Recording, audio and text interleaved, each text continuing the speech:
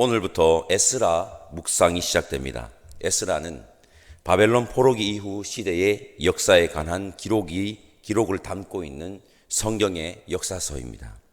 바벨론 포로기 이후 시대, 페르시아 시대인데요. 페르시아 시대라는 말은 페르시아 제국이 고대 근동의 패권을 차지하던 시대라는 말입니다. 오늘 본문에 바사라고 기록되어 있는 나라가 바로 페르시아입니다.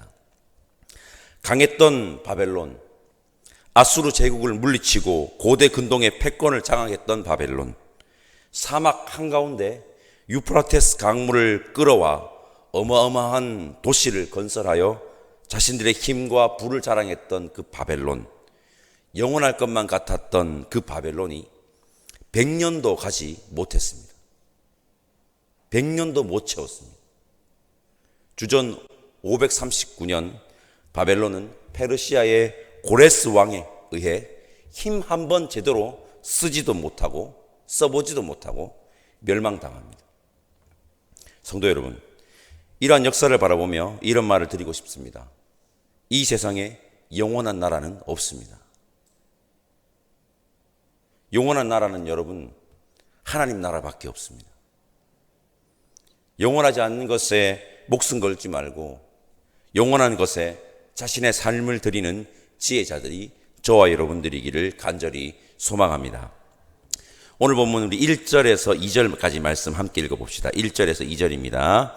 함께 읽겠습니다. 바사왕 고레스 원년에 여호와께서 예레미야의 입을 통하여 하신 말씀을 이루게 하시려고 바사왕 고레스의 마음을 감동시키심에 그가 온 나라에 공포도 하고 조소도 내려 이르되 바사왕 고레스는 말하노니 하늘의 하나님 여호와께서 세상 모든 나라를 내게 주셨고 나에게 명령하사 유다 예루살렘의 성전을 건축하라 하셨나니 이 구절에 우리가 역사를 바라보는 중요한 관점이 들어가 있습니다. 앞서 설명드렸듯이 고대 근동의 패권이 바벨론에서 페르시아로 넘어갔습니다. 바벨론과 이 페르시아는 속국을 통치하는 방법이 완전히 달랐습니다. 바벨론은 촉국에 쳐들어가서 파괴하고 그곳 거주민들을 포로로 끌고 와서 자신들의 문화에 흡수시키는 정책을 하는 것이었는데 그것이 속국을 통치하는 방법이었습니다. 반면에 페르시아는 바벨론과 달랐습니다. 그들은 속국의 문화와 신까지 인정해주고 그들이 그곳에서 자신들의 신을 믿으면서 지낼 수 있게 해줍니다. 좋은 표현으로 관용 정책을 펼친 것이고요. 나쁜 표현으로 하면요, 회유 정책을 페르시아 고레스 왕이 택한 것입니다. 우리가 잘해줄 테니까 너희들도 말 잘 들어야 돼 하는 정책으로 속국을 통치하는 방법을 취한 것입니다. 제국이 페르시아가 엄청나게 큰 제국을 이루었거든요. 제국이 커지면 커질수록 압박해서 문화를 말살하고 자신들의 문화로 흡수시키는 정책은 부담도 크고 반발도 아주 커서 속국을 다스리는 좋은 정책이 아닙니다. 그들의 문화와 신들을 인정해주고 관대한 척 잘 회유해서 조공 잘 바치게 하고 말 잘 듣게 하는 것, 우리가 비록 속국이지만 우리한테 잘해주니 이렇게 사는 것도 나쁘지 않네 라고 생각하게 만드는 것이 더 좋은 정책인 겁니다. 이러한 이유로 페르시아의 고레스 왕은 남유다뿐만 아니라 바벨론 제국에 잡혀있던 모든 포로들에게 돌아가서 너희들이 믿는 신들을 섬기며 살라고 칙령을 발표한 겁니다. 남유다만 딱 꼽아서 얘기한 게 아니라 바벨론에 포로로 잡혀온 모든 민족들에게 너희들이 믿는 신들을 믿으러 너희들 돌아가라고 그렇게 발표를 한 겁니다. 이것을 고레스 칙령이라고 합니다. 세상 사람들은 강대국이 속국을 통치하는 방법을 바꿔서 남유다의 포로들이 예루살렘으로 돌아왔네라고 볼 겁니다. 그러나 우리는 그렇게 보면 안 됩니다. 제가 누차 강조하는 것이 있습니다. 이 세상의 역사를 주관하는 자는 누구십니까? 이 세상을 창조하시고 지금도 운행하고 계시는 여호와 하나님이십니다. 믿으시죠? 저는 이걸 믿습니다. 오늘 본문을 보십시오. 여호와께서 고레스의 마음을 감동시키시매라고 되어 있습니다. 고레스가 그러한 정책을 결정하게 된 것이 여호와 하나님의 일하심이라는 것입니다. 우연히 고레스가 바벨론을 이기고 속국 정책을 이렇게 바꾸면 좋겠다고 마음을 품은 것이 아니라 이 모든 것이 하나님의 계획과 섭리라는 것입니다. 그리고 왜 하나님께서 고레스의 마음을 감동시켰다고 합니까? 예레미야를 통해 하신 당신의 말씀을 이루게 하시려고, 성취하게 하시려고 하나님께서 고레스의 마음을 감동케 하셨다고 합니다. 이 이야기를 통해 성경은 우리에게 두 가지를 다시 한번 각인시키죠. 이 세상의 역사의 주관자는 여호와 하나님이시라는 것입니다. 그리고 그 역사의 주관자 하나님은 말씀에 신실한 분이시다라는 것입니다. 하나님의 말씀은 여러분 반드시 성취됩니다. 여러분들은 역사를 바라볼 때 하나님의 행하심과 하나님의 계획, 하나님의 섭리가 역사 가운데 운행하고 있음을 바라볼 수 있는 믿음의 눈을 가져야 함을 오늘 기억합시다. 하나님은 역사의 큰 흐름도 사용하십니다. 그리고 여러분, 우리의 삶의 여정에도 이러한 섭리가 있음을 여러분 아시죠? 우리의 믿음의 여정을 돌아봤을 때 하나님이 하신 게 얼마나 많습니까? 하나님이 우리를 위해서 준비해 주신 그 은혜로 알고 바라볼 수 있는 것이 너무나도 중요한 믿음의 눈 아니겠습니까? 성도 여러분, 제가 자주 말씀드리고 있는 말이 있습니다.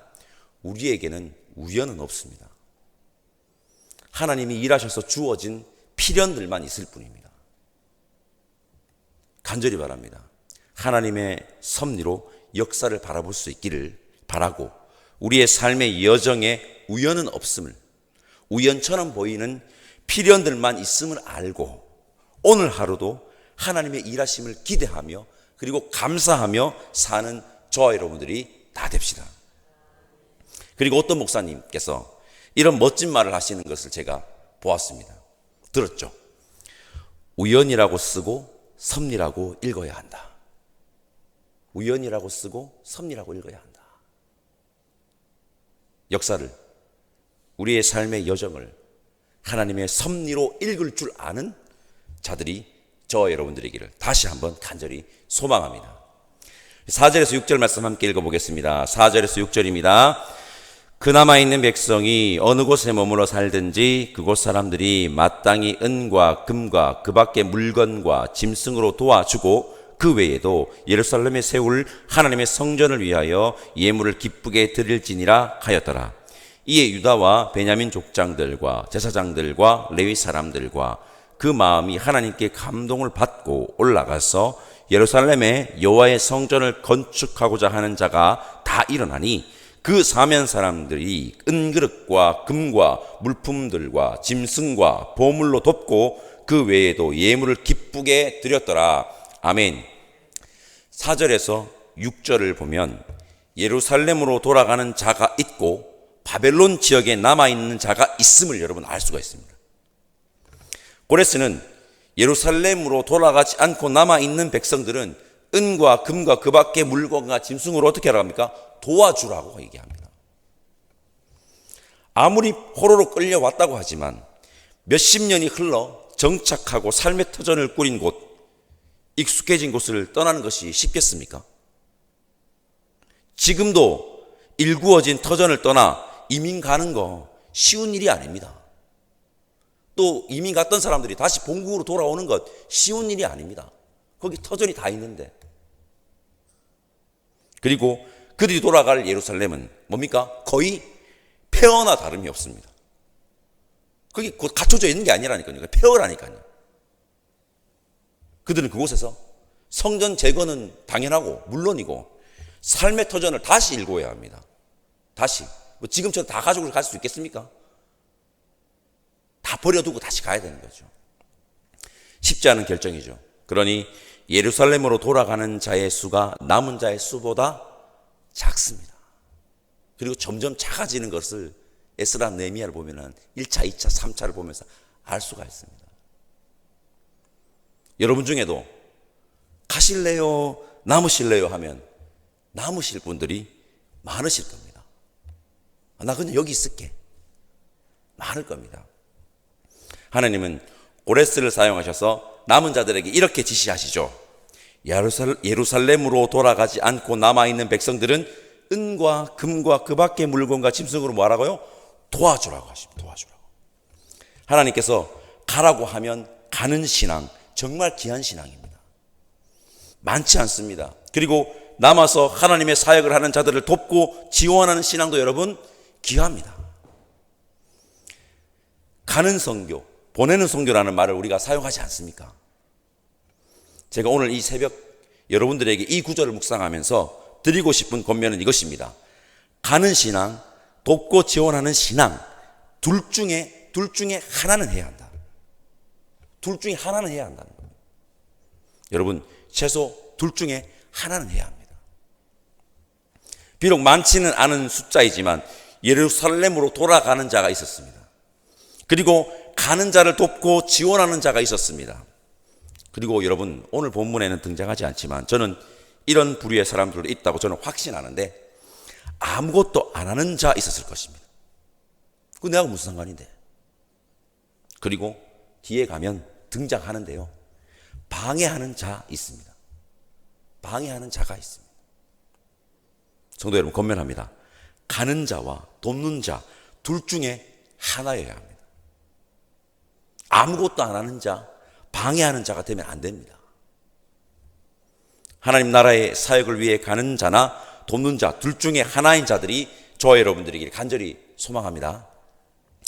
예루살렘으로 돌아가는 자들이 해야 할 일은 여러분 뭐죠? 성전 재건입니다. 성전 재건. 네. 그런데 오늘 본문 5절을 보면요, 성전을 건축하겠다고, 재건하겠다고 일어난 사람들이 유다와 베냐민 족장들과, 여기가 중요한데요, 제사장들과 레위 사람들이라고 되어 있습니다. 자, 저는 이상하다고 생각을 했습니다. 보통은 성전을 건축하기 위해서 예루살렘으로 돌아간다고 하면 성전을 건축하는 건축 기술을 가진 기술자 명장이 등장해야 되잖아요. 이런 사람들 간다. 그래서 짓는다. 그런데 그런 사람들이 언급되지 않고 돌아가는 자들이 제사장들과 레위 사람들이었다고 되어 있다는 겁니다. 에스라 1장에. 제사장들과 레위 사람들은 성전을 건축하는 자들이 아니라 뭡니까? 제사를 드리는 자들. 제사를 드리는 자들. 그 사람들은 무조건 가야 되는 겁니다. 답이 나왔습니다. 성전 재건은 단순히 건물을 다시 짓는 것이 아니라는 것입니다. 성전 재건의 목적은, 성전 재건은 제사의 회복이라는 것입니다. 예배의 회복이라는 것입니다. 지금 우리도 마찬가지입니다. 예배가 무너진 것은 그 옛날 예루살렘의 성전이 무너진 것과 같은 겁니다.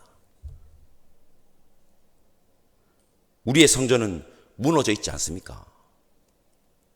우리의 예배가 회복되어야 합니다.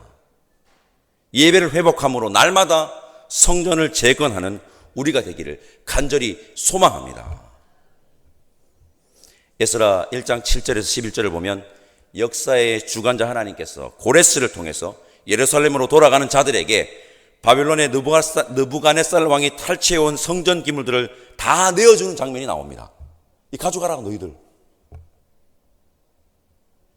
여러분, 저는 종종 이런 말을 합니다. 돈 없어서 못하는 일 없다. 마음이 없어서 못하지. 돈 없어서 못하는 일 잘 없습니다. 마음이 안 맞고 마음이 없어서 잘 못하죠. 하나님의 일을 하려고 마음 먹으면 누가 공급해 주시죠? 하나님은 공급하는 공급자이시니 공급해 주시는 겁니다. 공급자 하나님을 신뢰하고 하나님의 사역을 감당하는 저 여러분들 되시기를 간절히 소망합니다. 성도 여러분, 오늘 본문을 통해서 우리 하나님이 어떤 하나님이신지 제가 3가지 말씀드렸습니다. 기억합시다. 우리 하나님은 역사를 주관하시는 역사의 주관자 하나님이십니다. 우리 하나님은 신실하셔서 말씀을 반드시 성취하시는 신실하신 하나님이십니다. 우리 하나님은 하나님의 사역을 감당하고자 하는 이들에게 공급해 주시는 공급자 하나님이십니다. 역사의 주관자 하나님, 신실하신 하나님, 공급자 하나님을 믿고 신뢰하고 하나님 나라를 위해서 여러분 가는 신앙을 가진 자로, 돕는 신앙을 가진 자로 둘 중에 하나로는 반드시 세워지는 저 여러분들 되시기를 간절히 바랍니다. 기도하겠습니다. 하나님 감사합니다. 오늘부터 우리를 에스라 말씀 앞에 세우게 하시니 감사합니다. 무너진 성전을 재건함으로 제사를 회복하는 귀한 사역을 위해 역사하시는 하나님을 보았습니다. 우리의 예배가 회복되기를 바라며 오늘도 역사하시는 하나님을 에스라 말씀을 통해 또한 봅니다. 그 귀한 사역에 사용하여 주시고 그 사역에 참여하는 믿음의 사람들이 오늘 우리들 되게 하여 주옵소서. 역사의 주관자 하나님, 신실하신 하나님, 공급자 하나님을 다시 한번 믿사옵고 감사드리며 예수님의 이름으로 기도드립니다. 아멘. 하늘에 계신 우리 아버지, 아버지의 이름을 거룩하게 하시며 아버지의 나라가 오게 하시며 아버지의 뜻이 하늘에서와 같이 땅에서도 이루어지게 하소서. 오늘 우리에게 일용할 양식을 주시고 우리가 우리에게 잘못한 사람을 용서하여 준 것 같이 우리 죄를 용서하여 주시고 우리를 시험에 빠지지 않게 하시고 악에서 구하소서. 나라와 권능과 영광이 영원히 아버지의 것입니다. 아멘.